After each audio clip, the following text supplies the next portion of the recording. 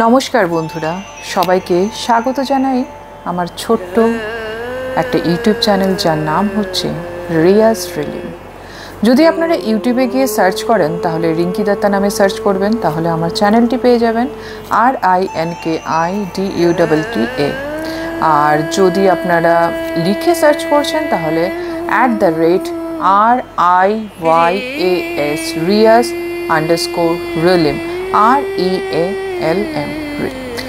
তো যদি পসিবল হয় প্লিজ আপনারা আমার এই ছোট্ট চ্যানেলটিকে সাবস্ক্রাইব করে দেবেন আর নোটিফিকেশন বেলটা প্রেস করতে একদমই ভুলবেন না।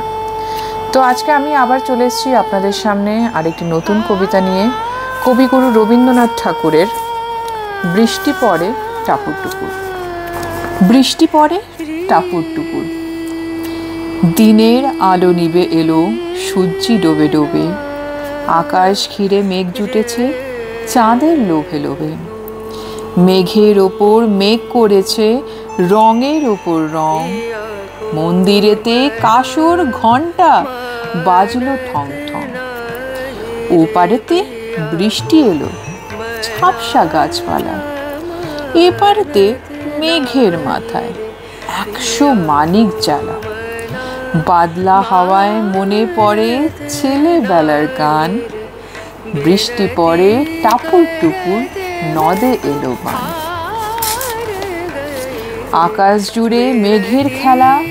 কোথায় বা সীমানা, দেশে দেশে খেলে বেড়ায় কেউ করে না মানা, কত নতুন ফুলের বনে বৃষ্টি দিয়ে যায়, পলে পলে নতুন খেলা কোথায় ভেবে পায়, মেঘের খেলা দেখে কত খেলা মনে পড়ে, কত দিনের লুকোচুরি কত ঘরের কোণে, তারই সঙ্গে মনে পড়ে ছেলেবেলার গান, বৃষ্টি পড়ে টাপুর টুপুর নদে এলো বান, মনে পড়ে ঘরটি আলো মায়ের হাসি মুখ, মনে পড়ে মেঘের ডাকে গুরু গুরু বুক, বিছানাটি একটি পাশে ঘুমিয়ে আছে খোকা, মায়ের পরে দৌড়াত্তি সে না হয় লেখাজোকা, ঘরেতে দুরন্ত ছেলে করে দাপা দাপি, বাইরেতে মেঘ ডেকে ওঠে সৃষ্টি ওঠে কাঁপি, মনে পড়ে মায়ের মুখে শুনেছিলাম গান, বৃষ্টি পড়ে টাপুর টুপুর নদে এলো বান, মনে পড়ে সুয়োরানী দৌড়ানির কথা, মনে পড়ে অভিমানী কঙ্কাবতীর ব্যথা, মনে পড়ে ঘরের কোণে মিটি মিটি আলো, চারিদিকের দেওয়াল জুড়ে ছায়ার কালো কালো, বাইরে কেবল জলের শব্দ ঝুপ ঝুপ ঝুপ, দস্যি ছেলে গল্প শুনে একেবারে চুপ, তারই সঙ্গে মনে পড়ে মেঘলা দিনের গান, বৃষ্টি পড়ে টাপুর টুপুর নদে এলো বান, কবে বৃষ্টি হয়েছিল বান এলো সে কথা, শিব ঠাকুরের বিয়ে হলো কবেকার সে কথা, সেদিনও কি এমনিতর মেঘের ঘটাখানা, থেকে থেকে বাজ বিজুলি দিচ্ছিল কি হানা,